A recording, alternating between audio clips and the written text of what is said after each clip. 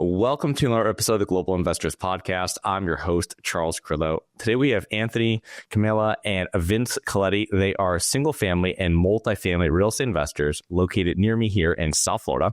Anthony began his career in real estate wholesaling and investing in 2015.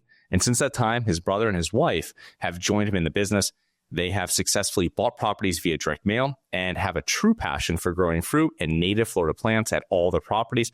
So thank you so much for being on the show today. Thank you. Thanks for having us. So you guys have a unique business and how you source properties, how you do it. I'd like to go through kind of if each of you can give us like a short background on yourselves and what you did kind of before getting into real estate and what your kind of role is at the company now. All right. I'm Anthony. I'm the CEO of Growing Homes. This is our company right here, our logo. Prior to real estate, I pretty much played baseball for my whole life, played college, high school, Division I baseball. Ended up having a few different sales jobs before real estate. And before getting into the investment side, I was a realtor for about 2 years to kind of learn the business and get more involved with like the contracts and just kind of the language of it. So that's kind of a short background. Yeah. My name is Vinny or Vince, whatever you want to call me. I'm the COO of Growing Homes. Before real estate, I'm 7 years younger than Anthony. So I've been kind of involved in the real estate from the beginning, but more on like the manual stuff, like helping inside the properties. I played college baseball as well at Florida Atlantic University and Palm Beach State my first 2 years. And then I got drafted by the Oakland Athletics and spent 3 summers playing professional baseball with that organization. I retired a little early with some arm issues and hopped right into the real estate, full steam ahead. So that's a little short bio about me. Pass it over to Camila. Yes, Camila Coletti, Anthony's wife. Before Growing Homes, I used to work in sales too. And I also used to work with my dad as a general contractor. So all like with the permitting stuff and client management and all that fun stuff. Right now inside the company, I do property management. I screen the tenants. I talk with the tenants and anything that they need. And yeah, I'm like the bridge between the company, us and the tenants. And I know I'm like, we all do like 100 things more, but that's just like a short summary. Yeah, no, it's great that you guys have everything kind of sorted out and everybody kind of works and stays in their lane. So Anthony, I always like to ask when people come on the show, since you were the one kind of the ringleader here of getting everybody involved in the investment portion, why did you choose real estate as your investment vehicle? I know you were a realtor beforehand, but why go over to the other side, the dark side of investing? Yeah, great question. So I became a realtor to become an investor. So I always had that end goal in mind. I figured it would help, being a realtor, kind of seeing that side of the business. And, it really helped me. You mentioned earlier, sourcing deals. We find a lot of our deals, from relationships that we've built with realtors and being able to coming from that background as a realtor, knowing kind of, the ins and outs and having that, experience and kind of lingo with a realtor. We've been able to do a lot of good deals and make a lot of good relationships with realtors. But yeah, how I got into real estate, it's just, I've had some friends, family friends in the past that have fixed and flipped homes. And, when I was in another job I had was yachting. I worked on yachts as a deckhand. And when I was in that business, I'd meet and connect with a lot of the owners kind of briefly. And I would say 8 or 9 out of 10 of them were in some form of real estate. So, that's how I was like, all right, I need to get into the different business and get off these boats and really make something of myself. And that's pretty much how I got into real estate. So. Yeah, that's pretty interesting. I've realized that too. And I think a lot of people I interview on the show, it's the first clash they have with true wealthy people, right? And they have some sort of involvement or exposure to real estate in some capacity on the investment side, right? And then also they own a business or a partner in a business or something like this, an ownership stake in business or businesses. And that's really a recurring theme I found as well over the years. Yeah. For sure.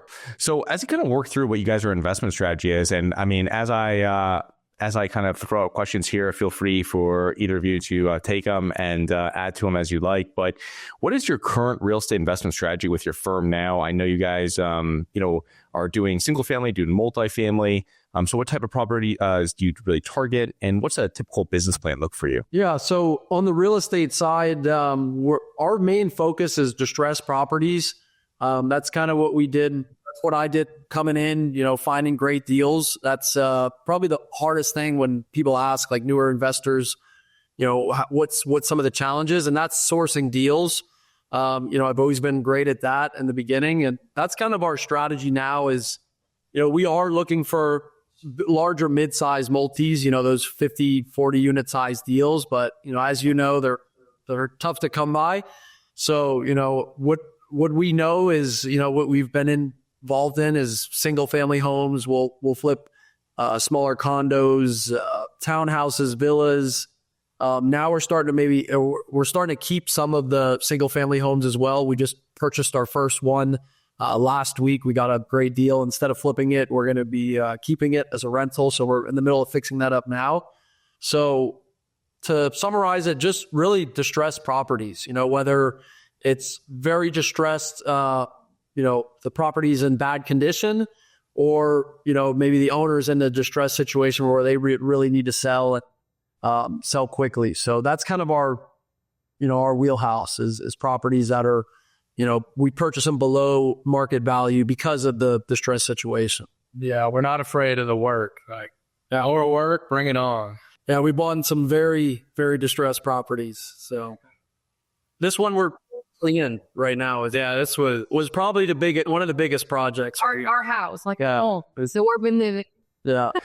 I saw the before and after pictures, and I saw some of the other deals you've done, and you guys do a great job on them. So it's no doubt why you guys are able to make good returns on them when you sell them. Yeah, appreciate it. What are some of the marketing strategies you use? Now you've been sourcing deals. I know when I met you, Anthony, maybe 2018, 2019, something like this, you were sourcing deals for wholesaling primarily through realtors, right? Which I feel is something you're still using as what other marketing strategies are you using outside of realtors that have you found effective in buying properties? Yeah. So I would say realtors is one of our main focuses, but we're starting to get more involved in sending mailers, direct mailing, direct to owners. That's mostly on the multifamily side. We're able to source a great deal so far this year from that.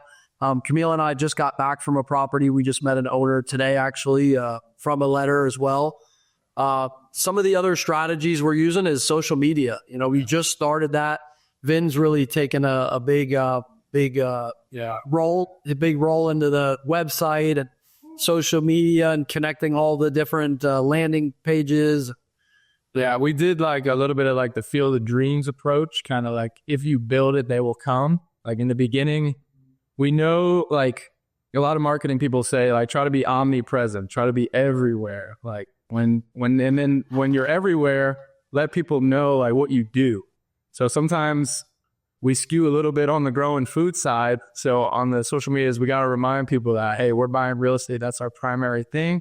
And with social media and all the SEO with Google and all that, it's a longer term, game. You might not get the leads right away from that, but the more you keep showing up and posting, we're starting to get some DMs and some interest. A lot of we had one realtor that showed us a property last week that his son's into growing food.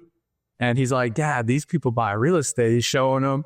And we ended up teaming up and we're seeing what we could do on that property. But yeah, that's the longer term game, the social media, SEO, all the Google fun stuff like that.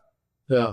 For what you guys are doing with direct mailing, because this is something that I've done before and I always get calls from it. It's a really powerful, it's not cutting edge as, social media or some other platforms, but it works. I mean, can you explain a little bit about this? Because I've had people on the show before talking about it, but I believe you've closed 2 deals, multifamily deals from this. Is that correct? You got both deals or one deal that you got from direct mail? Yeah, one deal within growing homes, but I've had multiple deals in the past with direct mail. But what we're doing now that's unique, that seems like it's setting our letters, because, obviously owners get a lot of different letters, so it's hey, how do you stand out? And one thing we're doing is we are adding, kind of what we're doing with our company It's not just buying real estate, multifamily properties, but we're also adding food systems and edible plants to help feed the tenants that we have and, this community and pushing towards more sustainability. So we're adding that into our letter. Each time we're sending a letter, we're adding a picture, like kind of like a new picture of our property, the plants that are growing. We're usually all in the photo, or my wife and I, or me, kind of switch it up a little bit. But yeah, we're telling people, we're also investing towards, we have a vision of helping change the world, in a positive way. More people grow their own food. Yeah, more people to grow their own food and bring it local and provide good quality food for people as well too. And teaching, if you guys check us out on social media, you're going to see, I would say 70%. We're trying to get it to like 50-50, but right now maybe 70 to 80% is all about growing food and teaching others how to grow food. So it's something unique that we're adding to all our mail pieces. And, something we would recommend others is, find that unique niche and something that's you're passionate about, and try to figure out how you can add that special touch to your letters that you're sending. How do you normally package it when you send out that letter where it's going to get opened? Yeah, good question. So we're working with a third-party company right now that, there's a bunch of them. I would recommend, like anything, when you're doing a renovation project, get some different quotes from different direct mail companies. Whether where you live and whatnot, it might be a little bit better on price, but we're working with them, and we send them the list of the owner's address, the owner's name, address, then the mailing address, all that good stuff. They'll let you know kind of the format, but we send letters that they kind of look like they're written in handwritten. We like to use blue font, just kind of a basic piece of paper. We're not using the envelope. Yeah, for the envelope. We put another thing we learned too on the first mailer that we ever did. There wasn't a return address. So you make sure you tell them like, hey, put a return address just in case they want to mail you back, or sometimes you'll get mail that'll bounce back, and you want to try to do a little bit more digging. Usually those properties could be great opportunity because a lot of other people aren't taking that extra step to finding the new bounce back mail, or address. Yeah, they're not going all the way through. Do you have money sitting in the stock market and you're worried about it? Or worse, you have money sitting at the bank, not keeping up with inflation? My name is Charles Carillo, founder and managing partner of Harborside Partners. And since 2006, I've been investing my money and my family's money into income-producing properties.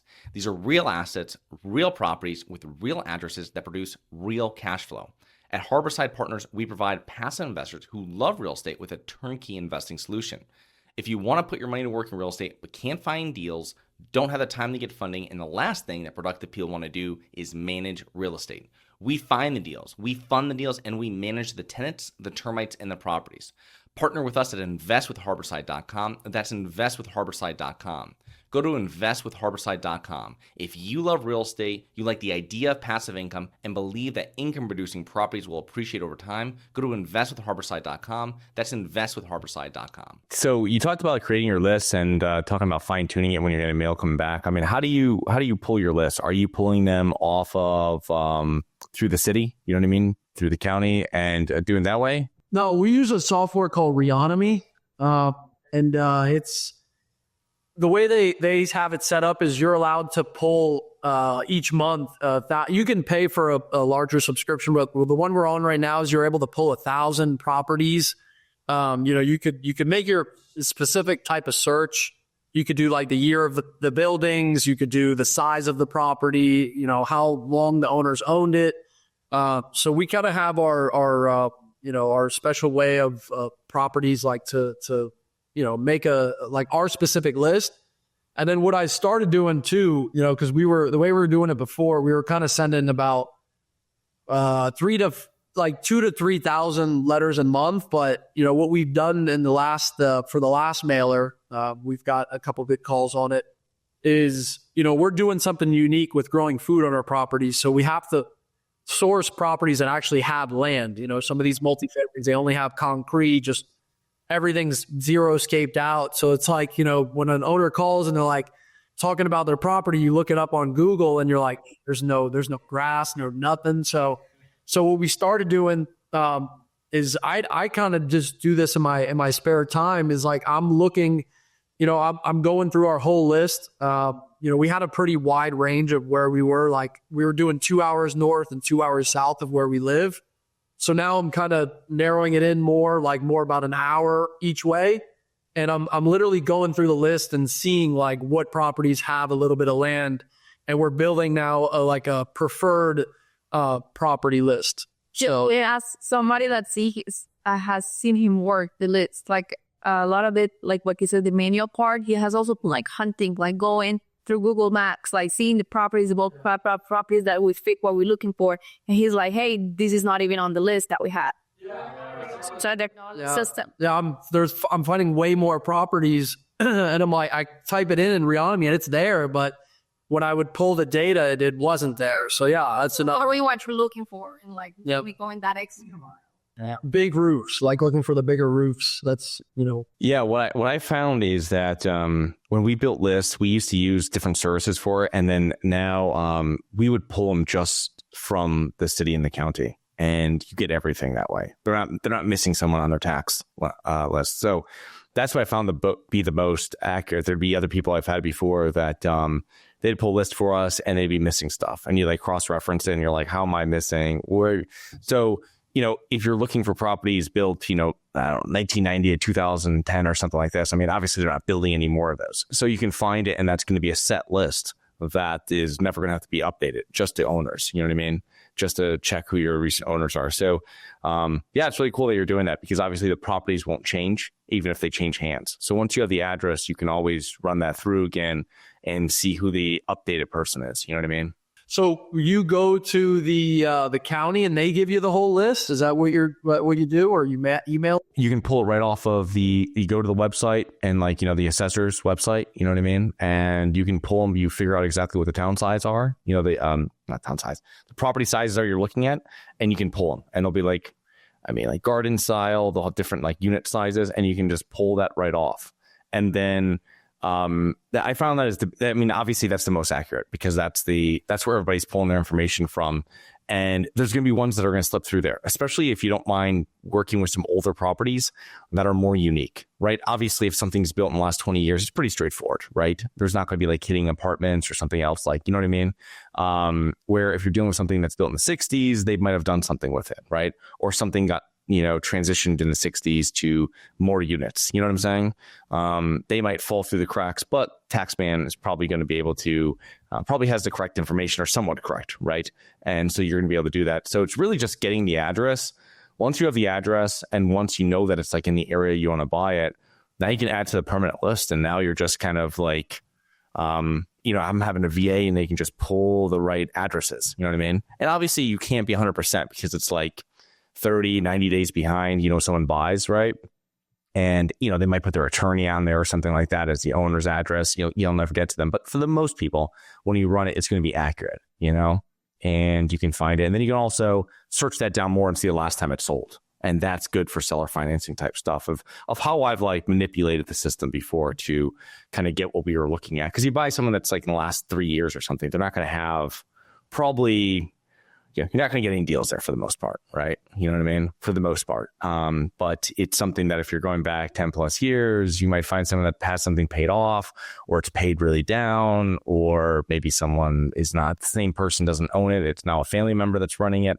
So stuff like that, you just keep in touch with them. That's how I found out and get in touch with people. But every time you send out the, property mailers, I would always get calls on them. You know what I mean? And you work through the whole system of doing it. So sounds like you guys have it and you have your own niche of doing it. So, now we got the phone ringing, right? What's your process? What's someone, responds to one of your mailings, probably calls you, because they're opening up mail. I mean, what happens from there?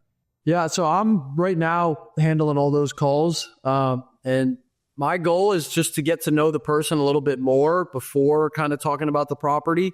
Sometimes people want to go right at it. Oh, you said you're going to give me an offer. What is it? And usually, those people usually text though. There was a person not long ago text me hey, what's your offer? And I was like, hey, if I'm going to offer you $1 million, at least let's talk on the phone. And long story short, they never text back. So, I'm going to probably call them here soon.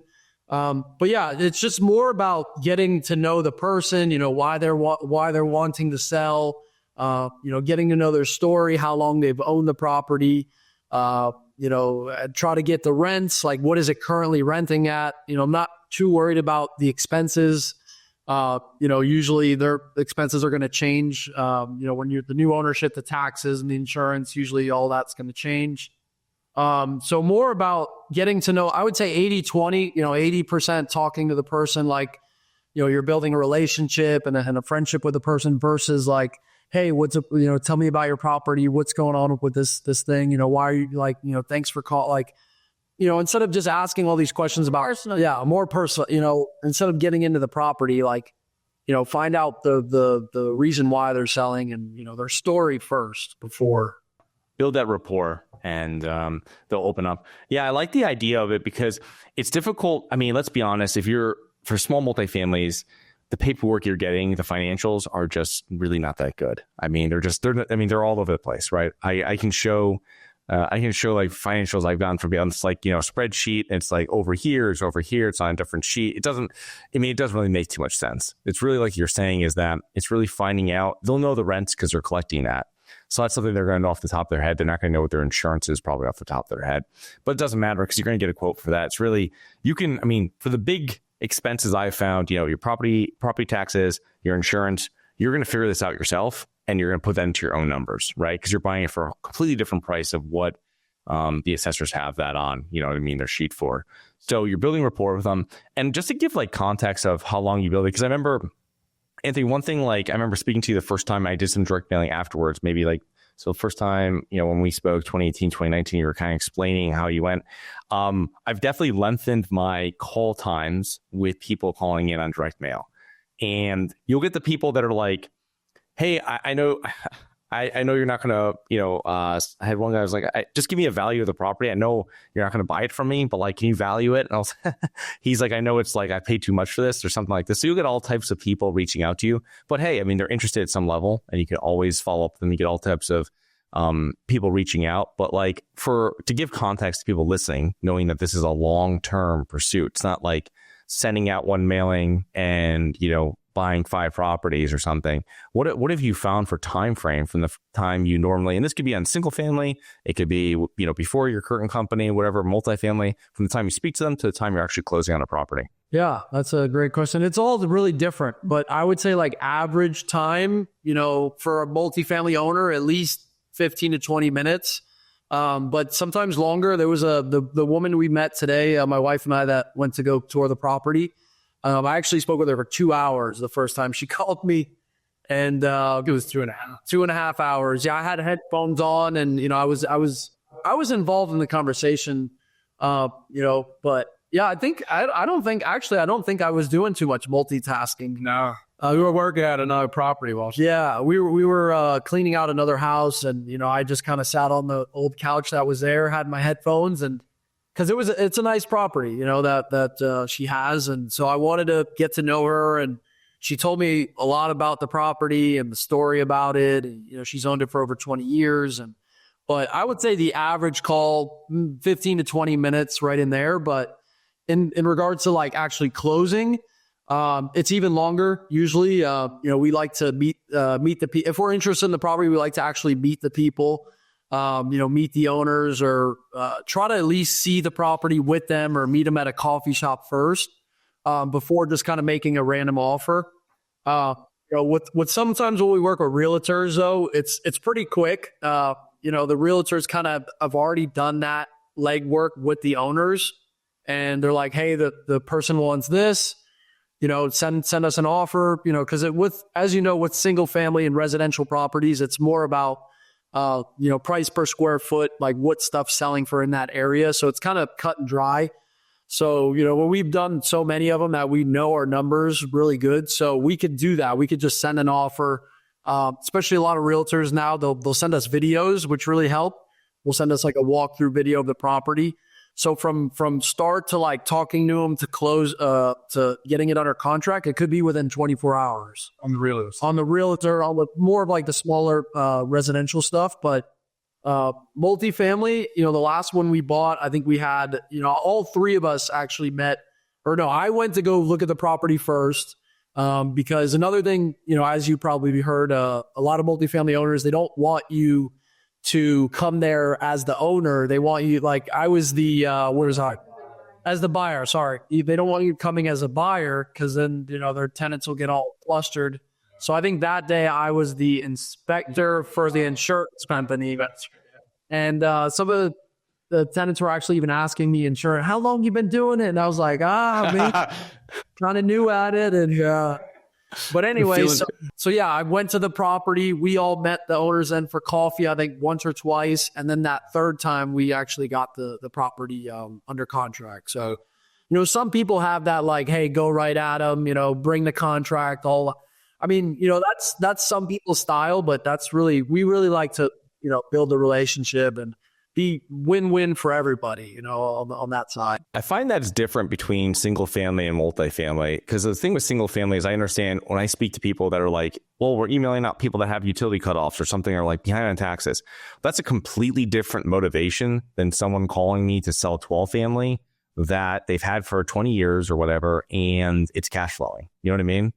Like, how do you just like strong arm, like, you got to sell this? They're like, no, actually, I don't have to sell this. It's like, you know what I mean? It's performing. Like, I can put a property manager here and move away. I don't need it. I'm just, you know what I mean? So I feel it just takes more of a relationship for that, because in certain times, there's not an immediate need to make a decision right now. Does that make sense? Oh yeah, for sure. It's also the fact that like they want to have it easy with the tenants, because a lot of times they're living there at the themselves. So they don't want the confrontation of you're selling and now it's weird, the environment, they're there, they don't, I don't know, some like the foreplay is like, I don't want the guy to shoot me because what the other tenant, because that's the situations that can happen. So having that understanding, that patience with them, that like we understand that this is one of your priorities, that you don't want the tenants to know. Yeah, and I've sold small multifamilies before, so I understand what you're saying, because you have to think of it from the seller's point of view. They're not trying to be mean or anything, but like if you don't buy it, now you've just stirred the whole pot that's going to take months to settle down. You know what I mean?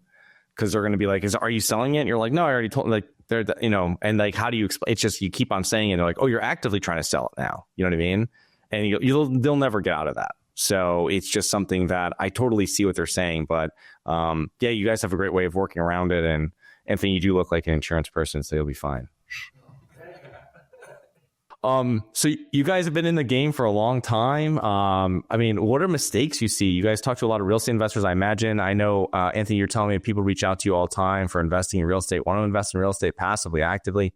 What are mistakes you see? I mean, you guys are part of a lot of masterminds. You talk to a lot of real estate investors. Yeah. So, I mean, not like before talking about mistakes we see, we've made mistakes ourselves. Let's like bring it there. It's, some of them being, you think this is going to cost X, but then it costs this, it's a whole different price, way more than you thought. Another thing that we've had to learn the hard way in the past is like, we'll do this repair before we did this repair, and then we have to redo it all because this should have came first. So, between those mistakes and knowing your numbers, closing fees, like you talked about, insurance, taxes, that's right there. Those few things alone, brought us a lot of learning experiences, and the time frames as well too. That's another thing. This, like a certain project, this contractor didn't get done, so now you have to call like 3 other contractors to say, hey, you can't come in at the time that I told you. Because this person didn't finish or they got sick or whatever the story is. So, being able to navigate, project management, that's been one of the biggest things, is one of the biggest challenges. I would say number 1 is sourcing great deals, and number 2 is the project management. And now, we've done a lot of flipping in the past, like a lot of flipping. This past last year is really when we've started buying and holding. And building out our portfolio. So now we're learning the wonderful world of being a landlord, and it's great. My advice, and Camila could give you guys some advice after I'm done, is is be patient. You'll get a lot of calls, especially if we kind of go old school with our properties. We put out a lot of signs, for rent signs kind of all over it. Yeah. All around the city. Cause in this sort of market, it's, and some of the markets that we own multifamily properties, it's not like, they're renting really quick. So we're whatever it takes kind of people. So we're putting out signs, we're putting them on Zillow, Facebook, Craigslist to try to find great tenants. And, that's been a challenge, like finding great people that, don't have evictions and don't have a lot of different histories and past the baggage that they're coming along with. So advice there is just be patient, find the right people and connect, to answer your main question, like connecting with other investors, that own a lot of properties. They say the same thing, like, hey, our piece of advice is find good people to for your properties. You'll have way more headache if you put the wrong people in your property than you will if you wait a little bit longer and find, the right type of people. So. Yeah, asking them a lot of questions, the tenants. They repeat the question several times because a lot of times they'll change their answers.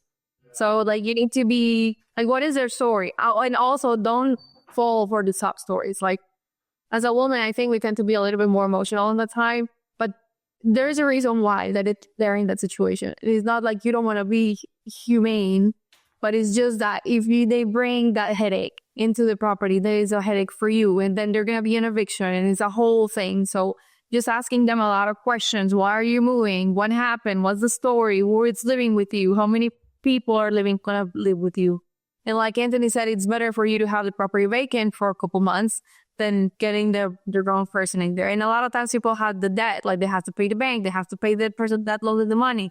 But it's better if you take it out of your pocket if you can, than having to then go to the eviction process and then the tenants destroy your property unit. So yeah, it's difficult. That's the one plus about having third-party property manager. There's a lot of them, but one of the main ones that I've noticed when I handed the keys off the first time was that the emotion was gone, right? My property manager doesn't have to make the mortgage payment anymore. I have to make that. So he's not rushing to fill it with trouble, right? So it's like you are separating that, whereas you're trying to make a deal because you want to pay your, you know what I mean? You don't want to go into your pocket for this month or what, all this stuff that new landlords do. I mean, did it for many years. So it's just something that, it's a thankless job and you guys are doing a great job at it. But it's like, these are all mistakes you make as a new real estate investor. And I made a ton of them. So, I mean, it's just, I always like to see what other people see. And usually the lines right there. But before we get into like the real mission behind what your company is, we've been talking about a little bit about financing. Can you just like briefly tell us how you guys normally finance your deals? You're doing singles, you're doing all these different things. You're doing long-term holds now. I mean, how do you do financing for these? Yeah, so we've always used either cash or hard money. We our parents is my brother. I'm sure you guys have heard that, but Vinny and I, like our parents really taught us about saving as growing up. So we've always been good at saving and just kind of, in my instance, I started a little before Vinny on the real estate side, but just rolling our proceeds into the next deal. And that's kind of really how we've done it. We're getting everything in line right now, with the properties that we do own outright to start doing refis come 2025. We're hoping the rates come down a little bit and, we start exploring and getting into, building relationships with lenders and more banks, smaller credit union style banks for the type of deals that we're buying right now. But yeah, in the past and until to this day is mostly just our own cash and then hard money loan. Yeah. So if you have to go to the hard money section, I mean, you're going now to long-term holds from hard money. There has to be usually there's some sort of conversation in there about how it's going to permanent loans. So that's where you have to go to the bank usually because they want to, they want to reloan that money out and get points and that's their business. But that's very cool. Yeah, that's very interesting. So let's break down here. You guys, buying real estate is only one element of what you guys do at your company. Can you explain the story and the mission behind Growing Homes, your company, of what you guys are doing? Ben, you want to take that? Yeah. So back in 2020, when the world changed a little bit, we started digging deeper into our health, and we realized that growing food was the healthiest you could be, going right from the garden into your mouth. So that spiraled into learning more about growing food, and we got super, super passionate about it. We all three of us like the outdoors, and before growing food, we like to, fish and hunt in the water, a spearfish.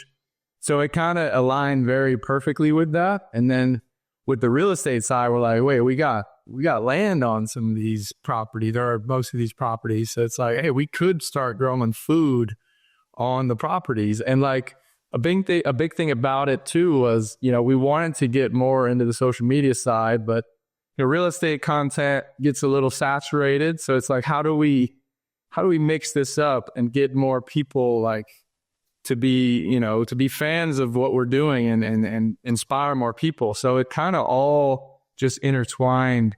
And yeah, like now we just leaned into it more, and we have a pretty good following that really looks forward to our videos every day. And that's another, that's another thing too. We had to build out a whole media team to sustain the amount of content we try to put out. So, it kind of just kept evolving day by day, and we have a lot of ideas too, like that we got to kind of calm down on. What you're saying?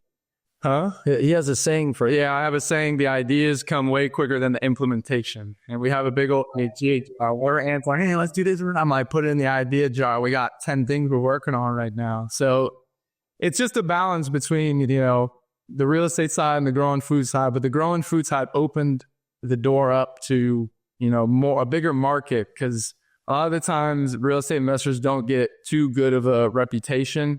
The media talks more about the bad side of it and people taking advantage, which we don't like that side either. So it was just a way to kind of like a blue ocean. They talk about blue oceans where real estate is kind of a red ocean. There's a lot of people in it. So we ventured off into the bluer seas of growing food, which is still kind of new to people. And then we put our twist into it. We watched a lot of Alex Hormozi, who talks about that, how your brand isn't just like your one thing. It's a combination of all of your personalities and your passions, and people really feel it. So it's really easy, to talk, it's really easy to support growing homes because it's just deeper. It's deeper than the real estate. Like it's our life. That's awesome. Yeah. Capitalism and growing your own food, two things that you usually don't hear about in the same video. So that's great to hear. So as we wrap here, guys, how can our listeners learn more about you and your business? So any social media platforms we're on, Instagram, Facebook, TikTok even, so YouTube. You go to our website, www.growinhomes.com. Here it is right here. Yeah. And then if you guys want to connect or call, Grow In, GOWINNHOMES. And if you want to hop on a call the number. If you just type in growinhomes.com, you'll see our number pop up. Vinny will probably answer that one. Or you can scroll down on the website, book an appointment. You'll book one with Camila. Book an appointment or info@growinhomes.com. This is our email. So yeah. And a little side note too. So this main property we're at right now, this was our first Growing Homes. We call it Growing Homes headquarters. It has our whole nursery for what we plant at our different properties. And we actually got into a little niche of selling sugarcane, which we could have a whole nother video about that. But if you guys are interested in growing something that's really easy and grows amazing in Florida. Florida's delicious. Yeah, Florida's one of the top places in the world to grow sugarcane. We'll ship it right to your door. So you'll see that on our website too. growinhomes.com. Thank you so much for coming on today. All those links, I'll have my assistant put them all in the show notes here. And thank you so much for coming on, and looking forward to connecting with you here again and here in the near future. Oh, thanks for having you. Thanks again. Hi guys, it's Charles from the Global Investors Podcast. I hope you enjoyed the show. If you're interested in getting involved with real estate, but you don't know where to begin, set up a free 30-minute strategy call with me at schedulecharles.com. That's schedulecharles.com. Thank you. Nothing in this episode should be considered specific, personal, or professional advice. Any investment opportunities mentioned on this podcast are limited to accredited investors. Any investments will only be made with proper disclosure, subscription documentation, and are subject to all applicable laws. Please consult an appropriate tax, legal, real estate, financial, or business professional for individualized advice. Opinions of guests are their own. Information is not guaranteed. All investment strategies have the potential for profit or loss. The host is operating on behalf of Syndication Superstars, LLC exclusively.